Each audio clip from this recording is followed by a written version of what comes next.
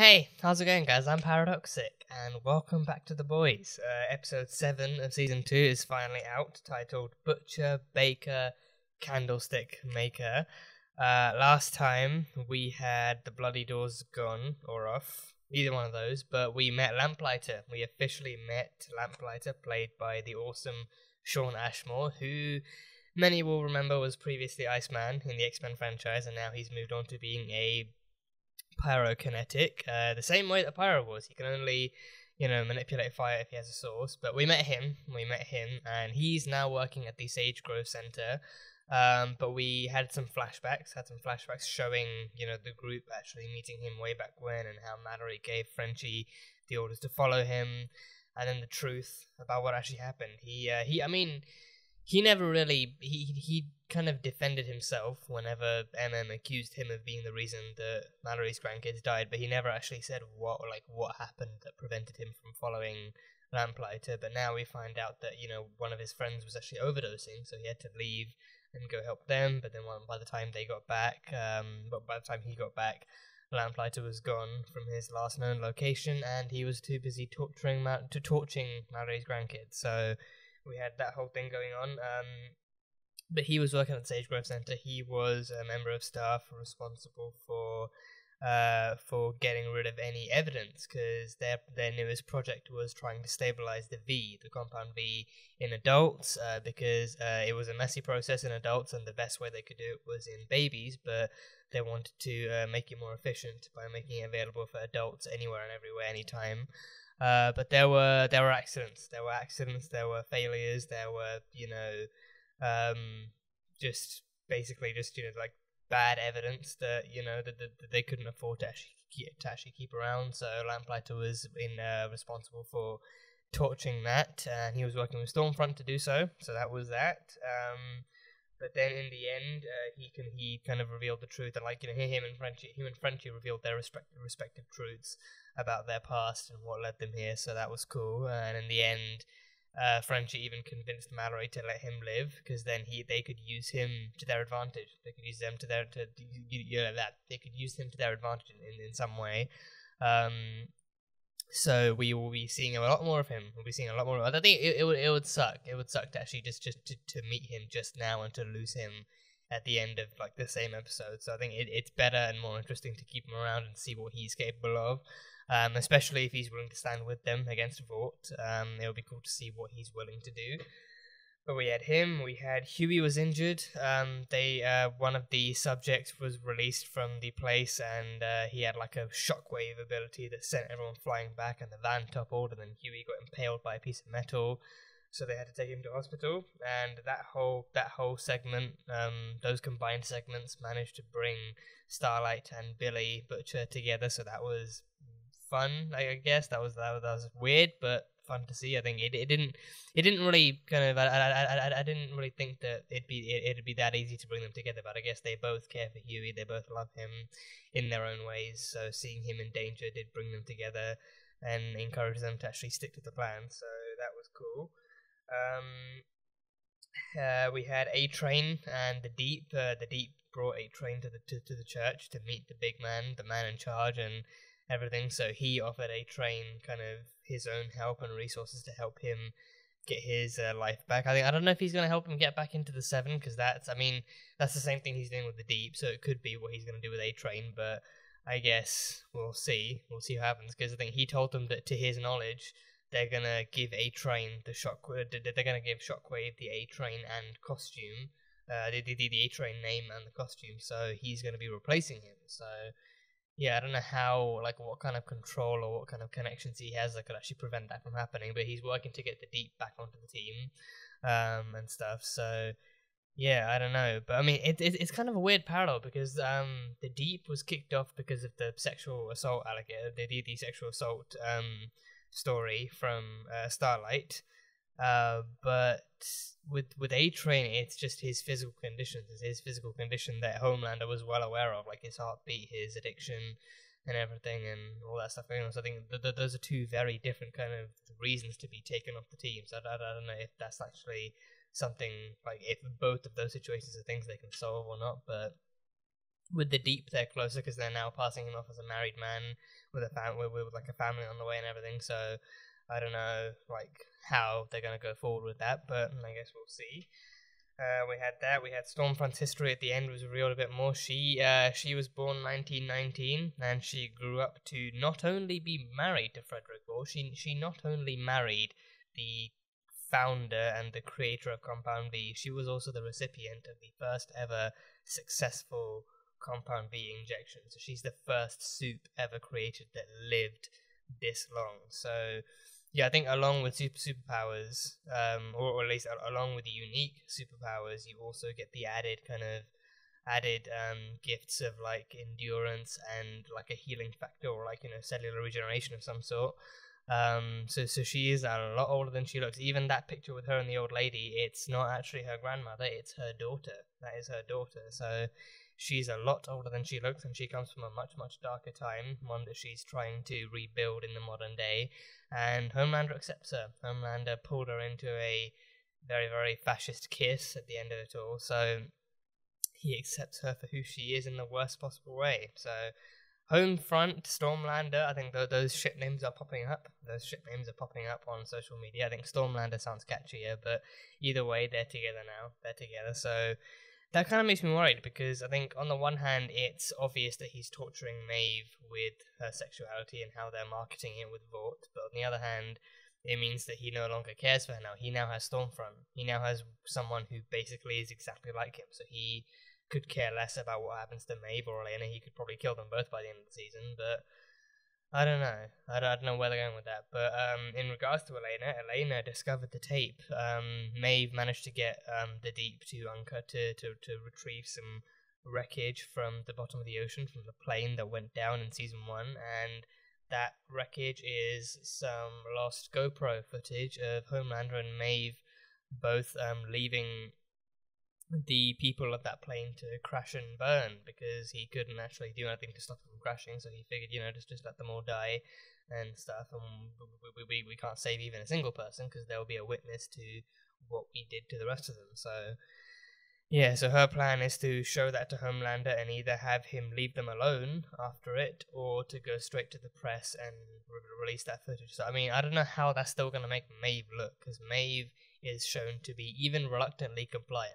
Maeve is shown to still have gone along with it even if she was reluctant, so I think she could still face some backlash from that, which won't bode well for her image, and Elena looked petrified from all of that footage anyway, so I don't know, this season is so far getting wilder the more it goes on. More stuff is being revealed, more twists are being pulled, and it's like the drama is building and building and building, and I don't know what the climax of this season is going to be, how many people are going to die, who's going to die, and what the next stakes might be, but I don't know, it's just getting bigger and bigger. It's getting bigger and bigger, so yeah, that is pretty much all I've got from episode 6. Episode 7, Butcher, Baker, Candlestick Maker. Let's go. And if you guys want the full-length reaction, the full-length watch-along to this episode, that'll be over on Patreon, so you can go check that over there. But yeah, episode 7. Let's go. Guy has a Stormfront poster? Oh, jeez. Oh, there's a Soldier Boy poster too. So, mostly Stormfront, but still one Soldier Boy poster thrown in there as well. He reminds me of the guy from the Umbrella Academy. I think it's Cha-Cha, I think, yeah. It's 145. Oh god. Oof. Oh no. I saw the light in your eyes. Just take the money. You one of them? You fucking supervillain? What? Are you bulletproof, motherfucker? No, please, I have a family, please. You fucking monster. You utter monster. What a bunch of corrupt fucking cunts they are. Oh, come on, you're not the first person to call me a cunt, Mr. Butcher. I'm starting to think it's like a badge of honor. Timothy didn't where I come from, love. Mom, they could be looking. Oh god. Oh well, they definitely do. Oh jeez.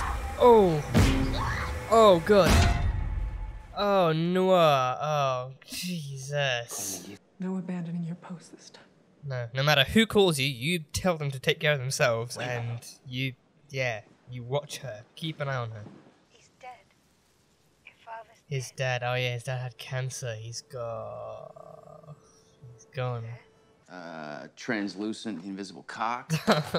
Queen Maeve, pleasure slave. Oh Jesus. Big black noir. Oh. Starlight pulls an H ray. I'm good. No, no, thank you. None of these. Okay. None of them. Different strokes, man. Please don't say that in this context. I should just get up and leave. I'm the cuck. Actually, you're worse. Oh, well, that's even better, isn't it? You're the cuck fluffer. Hey, can we stop using that word, please, in any context? I mean, it's only got one context, so it's not any better. No, thank you. Our thoughts and prayers go out to Kuldeep Singh's family, and we are making a donation to Samaritan's Embrace in his name. Absolutely. What about the guy that shot him? What's gonna happen to him? But Has there ever been anyone in history more persecuted just for trying to protect their own? Oh, God, this hurts my brain. This hurts my brain to have to listen to. Don't hate me. Why would I hate you? Oh, is his dad still alive? Is his dad still alive? His dad's still alive. She lied. Look, I'm sorry, it was my idea, but you wouldn't come any other way. So how did Lenny die then? Lenny stuck that gun in his mouth. Oh, You couldn't suicide. act it anymore, and you're pissed off to join the SIS like a right cunt. Oh, okay, I thought it was gonna go the other way with the balcony. Yeah. Oh, he's choking him. Okay. love you to meet my girlfriend, Stormfront. He looks just like you. Yeah. Are you serious? Those eyes? Again with the eyes, this Aryan stereotyping Daddy told me all bitch. about you. I just need time. Oh, damn. Okay, not the best move. Really not the best move. That. Over and over. Moral Oh, is this compromise Vought? does have its privileges. Vogelbaum. Great. Oh, okay, he's I thought you were tired. Dr. Vogelbaum. he's okay, thought you were paralyzed. Send her back. Jesus Christ. You people really are monsters. Oh, gee. When you stay in, never mind. No, they were killed. They were shot and killed. Yeah, her parents were killed. Oh, okay, that's gun then. That's gun. Yeah. Yeah, that's gun. Gun? That's very simple. That's very simple. I'm seeing gun. Oh, yeah? He's the most kind, loving person that you He's ever... a toxic personality, and no church members are to have any contact with him whatsoever. Right. Well, damn. Yeah. No, now that you mention it, he did seem pretty toxic. Yeah. He brought What deep did he into do? the Well, collective. So this really is a cult then. They cut off anyone they don't like or anyone who does them wrong. Me and this marathon used to sneak college girls in this way. College girls? Really? They're replying. Oh, gee, that's even Does not make worse. it better. That's even worse. What the fuck is this? This is not lesbian. This is not on brand. We need you. Well, she's ready for Congress with bisexual. Elena sitting proudly behind you. Wait, but is she... What do you mean she's gone? Oh, they broke up. They broke up. We curated a coming out story that America loves, and it would be really. It's not your blasphemy. story to curate, for fuck's sake, For once actually. in your life, be a fucking human being. Tony here is your quarterback. You protect his blind side, okay? When you look at him, you think of me. Oh, it's The Blind Side. Yeah, the movie with Sandra Bullock. Yeah, okay. There's a Lego version of it? I've done The Blind Side. Oh, Dancing he with makes Wolves, Lego Friends in the movies. Urine. Oh, my mom's favorites. Ah. Are you into any things that, you know, kids are into? Yeah. Like, NBA 2K? PewDiePie? What's PewDiePie. Or, what about Funny one of your she dad's brings movies? that up. Because I'm about to go into that room next door to your daughter, and I'm going to bash her brains out. Oh, jeez, And then I'm Billy. going to find your two sons. Billy. Your whole fucking family dies today. Oh, Christ. Okay. Or How can someone be so intimidating drinking tea? Oh, jeez. Oh. Oh, he's killing himself. No, he's killing himself. I'm sorry, what? Is he not invulnerable to fire? It'd be pretty crappy if you could die from your own power. Okay, there we go. There we go. Nope, he still died. He still died. He's still... Are you serious? Oh, Noir. Oh, damn, Noir. Oh, Maeve. Maeve. Oh, his face. Face reveal.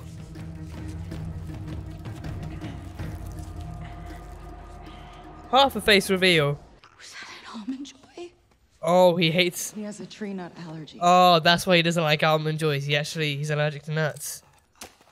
Oh, don't tell me she kills him. Don't tell me she kills Black Noir. Oh, damn. What are you doing here? Game to save you. What do you mean? He just flew me up and showed me that this house is fake, the neighbors are fake, you're fake? Deserves to know the truth. Oh, you son of a bitch. Oh, God, no. They took him. And it'll come from someone that has witnessed these crimes directly. Who is this? Is it Vogelbaum? Former CSO of Vought. Vogelbaum. Dr. Jonah Vogelbaum. Vogelbaum. Yeah. Mm-hmm. You have 5 minutes to make your opening statement. Whoa! Again? Another head blown up? Are you serious? Oh my god. Oh, Vogelbaum too? Oh, everyone. Not Newman. No. Oh, Shockwave. Shockwave. Don't kill Newman. Do not kill Newman. Or Mallory. Don't kill them. Oh, God. People are slipping on brain matter. People are literally slipping on brain matter. Oh, jeez. What the fuck did we do now? Oh my god. Who did this? Was it Cindy? Was it Cindy?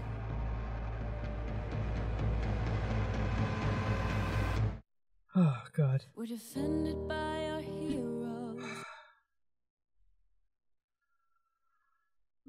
Oh my god, no, this. Oh, that was, jeez, that.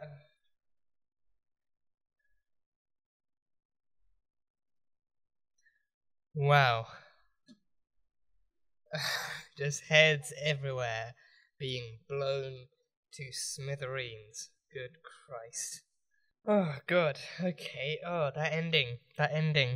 Okay, I have no, okay, yeah, I mean, yeah, the intent behind it was clearly to take out any and all key players in the Vought versus the country game. They took out Vogelbaum, they took out the main guy that was going to speak first, and then they took out a bunch of other people. You know, I was scared, I was nervous that they were actually going to blow up the heads of Victoria and Grace too, but no, I thought as soon as Mallory picked her up, I thought her head was going to blow up and right in her face. I thought that was what's going to happen, but no, she actually managed to pick her up and get out. But yeah, that was a lot more than last time. Last time it was just Raina. Last time it was just Raina, but this time it was like boom, boom, like people were slipping in brain matter. People were running to escape, and they ended up slipping in other people's brain matter. That was how severe this case was. It was. This was intense. This one was extensive and intense. And it was a hell of a way to end the episode. You know, Mallory's main case going up, you know, testifying against the Vought, and obviously with Vogelbaum being the main testimony, it was gonna end in blood. It was gonna end in blood. That much was clear. My initial theory was that Homelander would lose control the more he heard Vogelbaum talk, and then he would end up lasering him. This time it would be like his initial laser killing scene where he mows down the entire crowd, but this time it would be him unleashing his imagination. I thought that's what it would be, him actually finally letting his imagination become reality and just lasering Vogelbaum, lasering everyone else in that room, and Stormfront even seeing and helping him just kill it. Like, it would just be like a courtroom massacre. It would be a courtroom massacre, but no.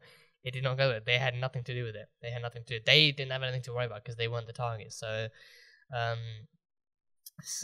yeah. But now, yeah. So now they've lost Vogelbaum. They've lost anyone else who might testify. Because I think after this, like the point of this was to show that you keep your mouth shut or else you die too. So anyone who's a threat to Vought or their plans or whatever, they risk losing their lives. They literally risk losing their lives. So I think now I think Vought is. Yeah, I mean, I would say that Vought is losing their public image, and they kind of are, but now, I think it's like, even with Compound V being leaked, like the truth behind Compound V being leaked, even after that, Stormfront, even in this episode alone, Stormfront and Homelander managed to twist the truth into something positive. Even they've managed to gather all the internet alt-right trolls into their views, like the opening scene being that neckbeard alt-right troll on online forums and stuff, doing his daily thing, and then one day he walks into that exact same shop and just blows up and just shoots the cashier in the face, thinking he's some kind of suit, because apparently he saw his eyes glow. And even worse, he's a person of color. But yeah, that opening scene alone set the tone for what Stormfront's doing using social media and what is actually happening. And I think a lot of those kinds of themes are kind of reflective of today's world. It's how social media is used to spread those kinds of messages of violence and stuff like that. So yeah, and even them holding that press conference, like the color scheme used, the designs on those signs and the posters and everything, and even the way they address the entire thing, it just screams 2020 politics. So yeah, I think they're really going far. To show how this kind of stuff changes and adapts to the modern world and the resources that everyone has available to them nowadays. So yeah, and even the crowd kind of backlashing against Victoria Newman, the Congress. I think people are saying she's basically the interpretation of AOC, yet another popular congresswoman who's also facing a lot of hatred for her views and the way she's running things. So yeah, I think it's just the writers know what they're doing, and they're not. I think it's obvious the writers aren't picking sides. The writers are literally just showing us what's actually happening in the world today, and actually putting this much darker superhero spin onto it. So yeah, so that kind of stuff led to this, and the courtroom stuff was a mess. It was a massacre.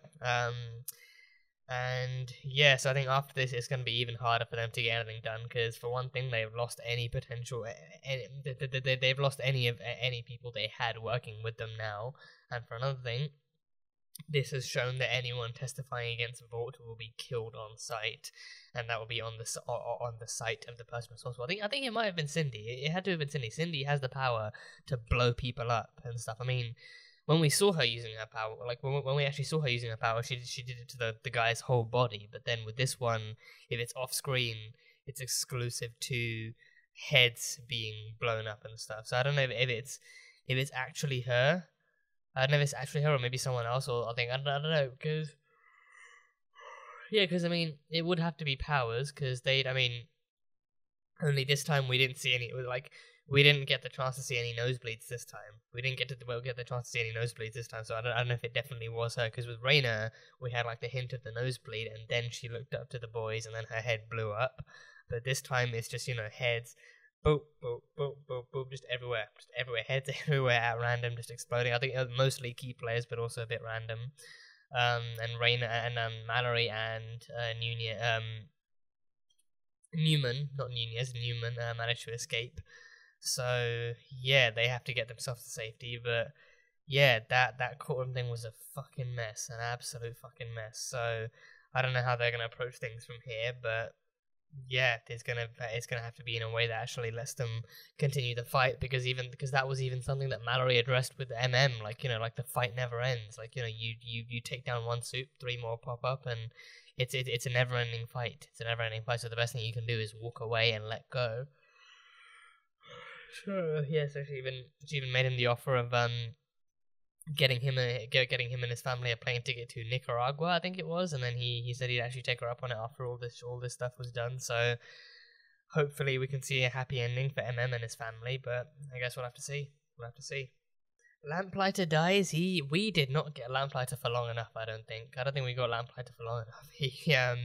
He was initially meant to be babysat by Huey whilst they were watching superhero porn back at the hideout, so that didn't work. I think Vought has cashed in on every possible way of capitalizing superheroes, be it merchandise, movies, food, like fast food. Even now with the rainbow stuff, with May, like them trying to capitalize on her sexuality and even them promoting her as a lesbian, even though she's bisexual, as shown by her threesome with the two dudes.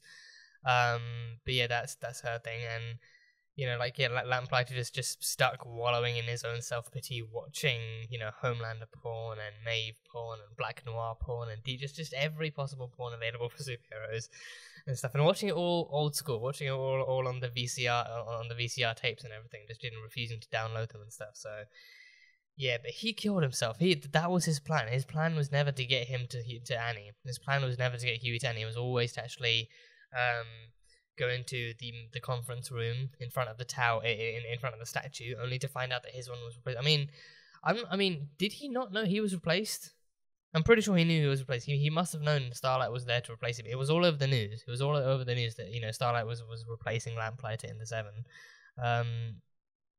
So I find it impossible to believe that he never knew about that. But then, sure, I think as well as that, like knowing Vought, they would want to keep up with the times, and so they would replace his statue with Starlight's. That's only logical. It's only logical for the sake of promotion and also self kind of identification and all that sort of stuff. So yeah, I don't know why he was so surprised, but yeah, his plan was always to burn himself alive, and that doesn't make sense to me. His power is literally fire manipulation. I mean, actually, thinking about it more, it does actually make sense on some level, because he can't create fire. He cannot create fire. He doesn't control how fire exists. He controls what fire does. He's a firebender of sorts. He can't create it in any way. He needs a source of fire to control. So yeah, so he can't create fire from his own body, but fire can definitely affect him in that sense. Yeah, so okay, so I guess that wouldn't make sense. But yeah, so no power immunity. It's just that just sounds like a really sucky superpower. Like, you can control stuff, but you can't prevent it from impacting you in a negative way. That just sounds like it sucks. That just really sounds like it sucks.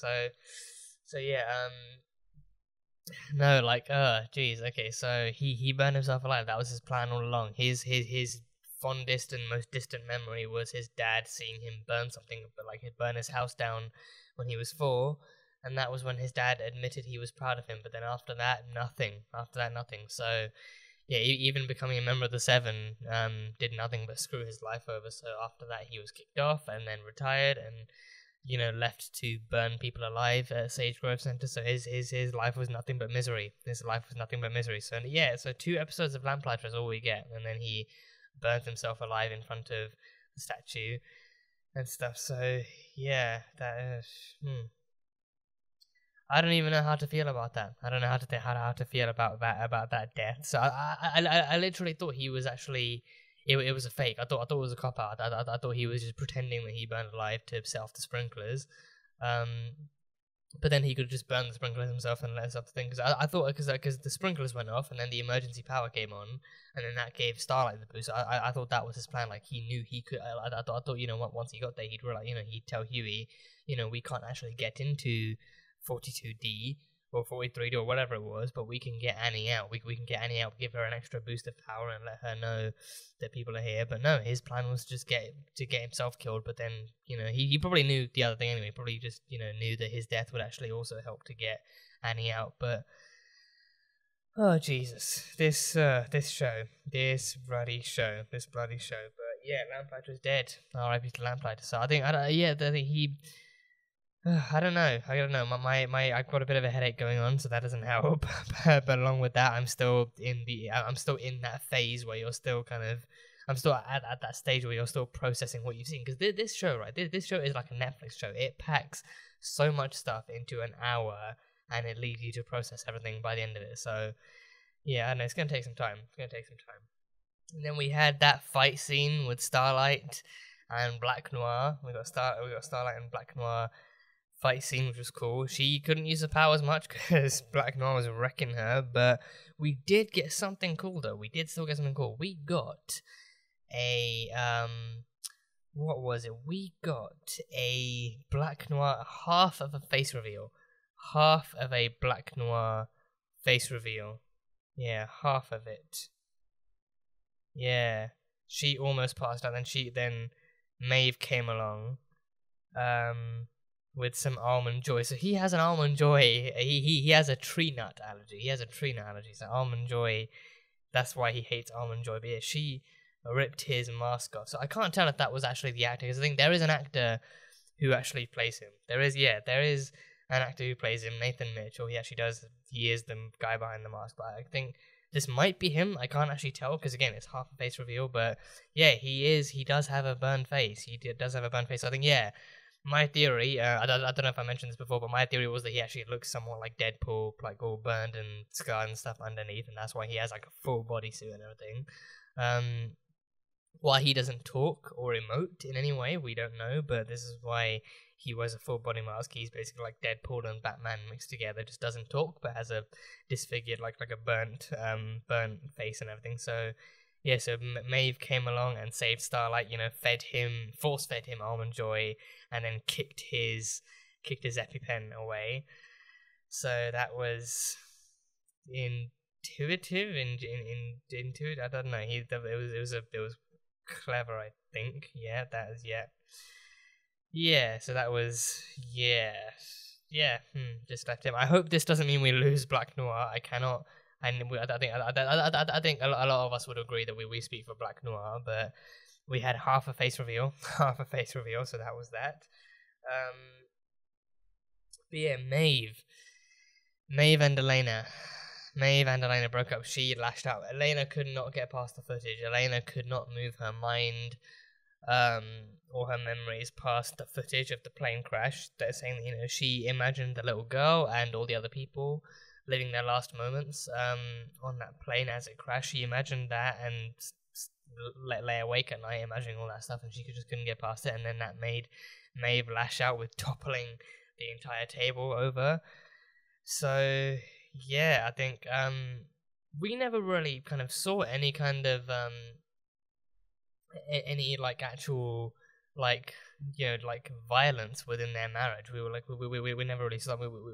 We saw that there was struggles between them because of Maggie being Queen Maeve and Vaught's involvement in her life, and that getting in the way of their in their relationship and stuff. But no, there was no sign of her lashing out or being violent or anything like that. So that was surprising. But it does happen. It does still happen even with non-heterosexual couples. So that is still a thing.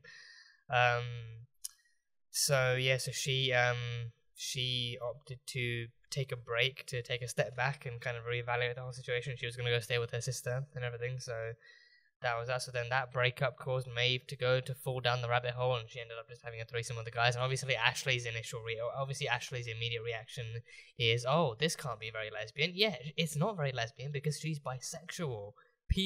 Bi people exist.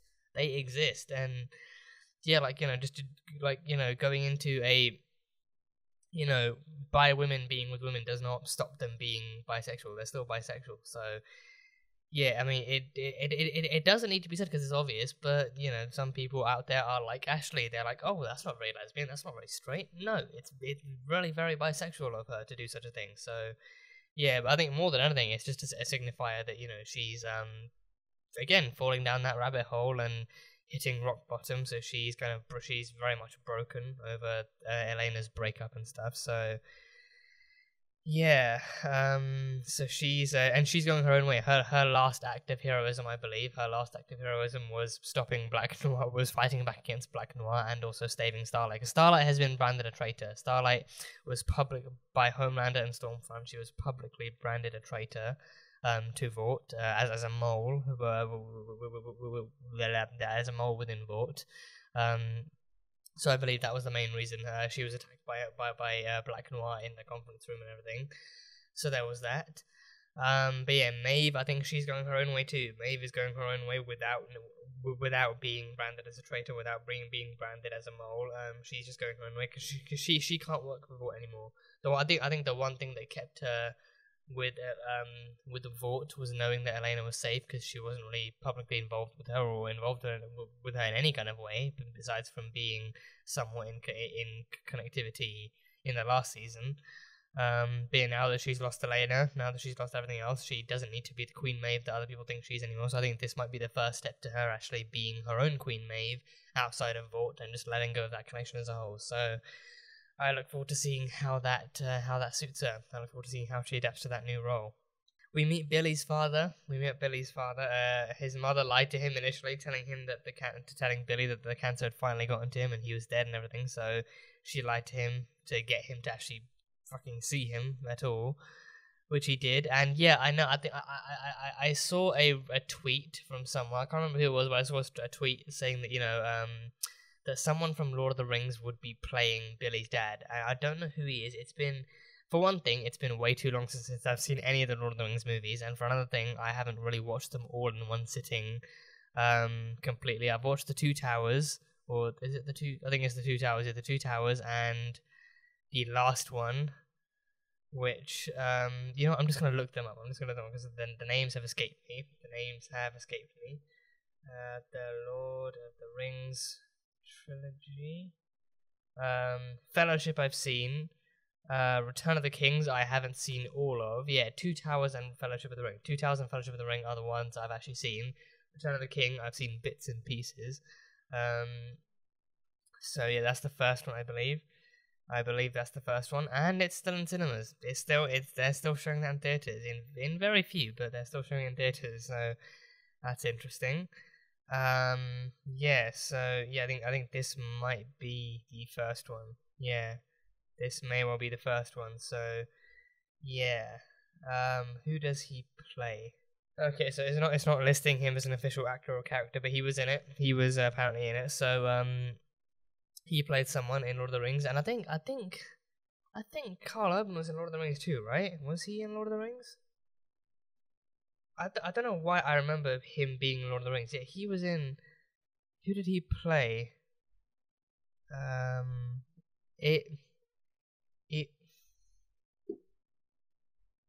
Eomer. I'm not even going to try and pronounce that. He played Eomer, but the E has an accent, so Elmer, maybe Elmer. I don't know. I haven't. Yeah, I don't know. Yeah, I don't know. But he played someone in Lord of the Rings too. He had a role in Lord of the Rings too, so he played that. And apparently, the guy who played his dad in this played someone in Lord of the Rings too. So yeah, So his dad was not the best dads. His dad was not one of the best dads out there. Highly abusive, alcoholic, and neglectful. He would kick the crap out of Lenny and Billy. But yeah, Lenny being the canary, Lenny being the skinny, lankier one of the two, he wouldn't really fight back much. Billy would fight back sometimes, and even then he'd get beaten harder. But Lenny, that abuse drove him to suicide, so now we know Lenny is actually fully dead. I saw some theories saying, oh, maybe Lenny could be alive, maybe Lenny could come back, maybe they don't actually mean he's dead, or maybe he's secretly still alive, but no, he's actually, now we know he's actually dead. He committed suicide, gunshot through the mouth to the head, so he couldn't take the abuse anymore. He could not take his dad's abuse anymore, so he committed suicide. And then after that, Billy went and joined the SAS. So yeah, after losing his canary, he went and joined a military force of some kind. So he doesn't like his dad. For one thing, he doesn't like his dad because his dad was an abuser, and for another thing, he doesn't like his dad because his dad is the direct reason behind Lenny's death. His dad is the reason Lenny chose that ending for himself in the first place. So he hates him even more for that. So yeah. So now he didn't really do much. Because I literally thought when he grabbed, they were on a balcony. So I think it didn't really. I don't know if it crossed his dad's mind at all that it wasn't a good idea to trash talk Lenny anyway when they were on a balcony. Because I literally thought he would just be like, oh, it's not the cancer that's going to kill you, it's going to be me, and just pick him up and throw him off the balcony. But then that would get him in more trouble than it was worth. So no, he just decided to choke him up against the window until his mum came along and smacked him out of it. So yeah, So that was that. So we met his dad. And he's I think his mum broke up with him towards the end of it. She sent him off to the airport with a one-way plane ticket. So even she admitted he was a cunt. He was a bit of a cunt. So now that's his mum separated from his dad, and Billy never has to see his dad again. So that was just one final horrible goodbye. So yeah, that was that. And yeah, we had Stormlander working together, Stormfront and Homelander, visiting Ryan. Homelander introducing Stormfront as his girlfriend to Ryan, and introducing her. And she, yeah, I knew it straight from the get-go. They were not there with good intentions. They were there to fully replace Becca as his parental figures. You know, Homelander being his father. They Homelander's intention was to, was to replace Becca with Stormfront. I was afraid he might kill her. Because now he has no need for Becca. He has no need for the deal. You know, he now has Stormfront with him. So he can easily have her raise him as his mother, and they can turn Ryan into their mini little Nazi. Even again, as soon as she meets him, it's like, oh, your eyes, they're really, really blue. Yeah, and just the Aryan stereotyping all over again. So, yeah, their plan from the beginning was to manipulate Ryan with their kindness and with their information and everything. And even by the end of it, them revealing the truth to Ryan that, the neighborhood is a fake, their home is a fake, his life so far has been a fake, and turning him against Becca too, revealing the truth and not revealing the truth, but also making him believe that Becca lied to him all these years, and making him literally run into Homelander's arms and then flying him away. I thought I thought either Ryan would end up killing her or Homelander would end up killing her, but then Ryan wouldn't react, and then they'd end up flying him away after that. But no, they left her alive. But the one thing that would kill her even worse was them stealing Ryan away from her. That was one thing that would actually break me worse. And the kid is creative. As all hell. He makes Lego movies based off of actual movies. Becca's favorites, Terms of Endearment, and The Blind Side 2, the one with the football scene with Sandra Bullock. So I've seen the scene even in live action, but I haven't actually seen that movie. But I've heard it's great. I've heard it's pretty great. But yeah, that The Blind Side was with Sandra Bullock. I recognized that reference almost instantly, so that was cool. He's creative. He works with Lego and creates those stop motion movies, so that's really cool. But yeah, so they're gonna introduce him to other movies. Well, I mean, I say they're gonna introduce him to other movies. They're gonna introduce him to soup movies. They're gonna introduce him to Vought movies starring their superheroes, mainly starring his dad and stuff. So not a very, very diverse collection, but again, their goal is not to make Ryan happy. Their goal is literally to make Ryan join their army, to join their little family of super Nazis and everything. So yeah, it's jeez, poor Ryan, poor freaking Ryan. I think now they're gonna become somewhat of a miniaturized version of a nuclear family, because now they've got Homelander and Stormfront being the mum and dad, and now they've got Ryan being their son, and they're gonna introduce him to all of his powers and encourage all of his powers, and even show him the army that he could help Homelander lead, and just kind of indoctrinate him with all kinds of Nazism and everything, like Homelander already had it. We heard from Vogelbaum that, from the ages of from a young age, he actually was fairly innocent, but then Vogelbaum turned him into a weapon after seeing his powers, and he had his childhood ripped away from him. So, after that, Homelander grew up with a mentality of supremacy all on his own. Like, he wasn't explicitly a Nazi, but he was very, very supremacist in his own way. He believed that he was a god to everyone, and that because of his powers he was untouchable, and that everyone should bow down to him. So, with him already having that kind of sense of supremacy in him, Stormfront was easily able to get to him. And convince him to join her Nazi side, and to actually bring that back into the future. And now with Ryan with them, now they can show him all of that stuff and talk to him about all of that stuff, and he can.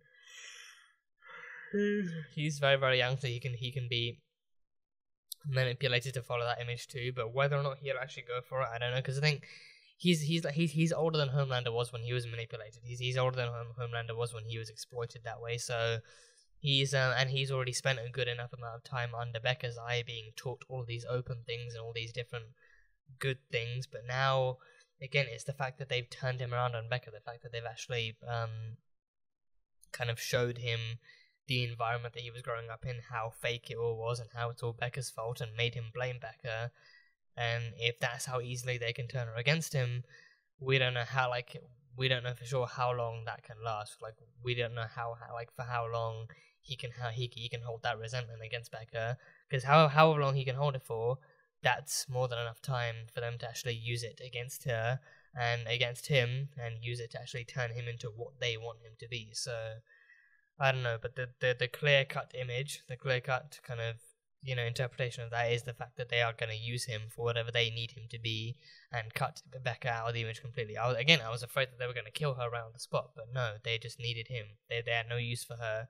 They just needed him. So yeah, I don't know. I have no good feelings about that. We had Frenchie and Kimiko talking, and Kimiko taught him some words. Kimiko taught him one thing. What the simplest, probably the most obvious thing. Gun literally means this. Gun means that. It's very, very simple. I think, you know, some people use one, some people use two fingers, but yeah, gun means this. So that's very, very simple. I think he you know, she picked up the gun and he thought she was gonna blow his brains out if he said anything, if he asked any more questions. But no, it's the first step to actually teaching him the language. It's the first step to teaching him the language. So that means gun. That could mean scissors. That could mean paper. You know, just rock, paper, scissors, gun. It could be a new game she's using. But no, she's opening up to him. She's opening up to him. And he even explained a bit of his own kind of past with his father. Well, we know from his past that his father was abusive. His father was bipolar and abusive, and just, you know, just hunted him down.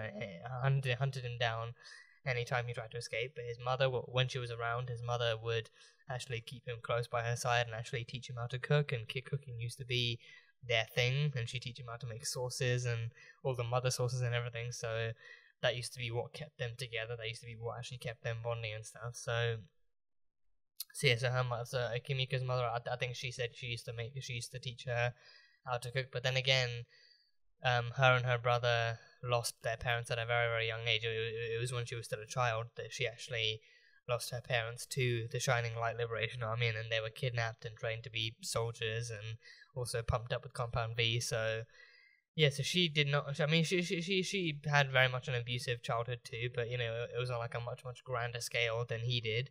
And she was raised to be a fighter. She was raised to be a killer. So very, very different. But it's good to see them bonding again. It's good to see, especially after the last couple of episodes. It's very, very good to see Kimiko and Frenchie bonding again, talking on some level, and even to the extent of her being open to teaching him her language. So it's cool. It's cool. But yeah, that is basically it. That is basically all I've taken note of in this episode. It was a crazy episode, crazy episode, especially the ending. So yeah, so we had Black Noir. Half a face reveal. We had Maeve hitting rock bottom after her breakup. We had Homelander and Stormfront doing their modern day fascist thing. We had Huey and Lamplighter working together. We had a bunch of different things. We had Butcher working with Vogelbaum, even threatening Vogelbaum, threatening to kill his daughter and his entire family if he didn't give him what he wanted. Billy Butcher drinking a cup of tea with that maintained eyesight and that extended and emphasized tea drinking. I've never been so intimidated by watching someone drink tea in my entire life.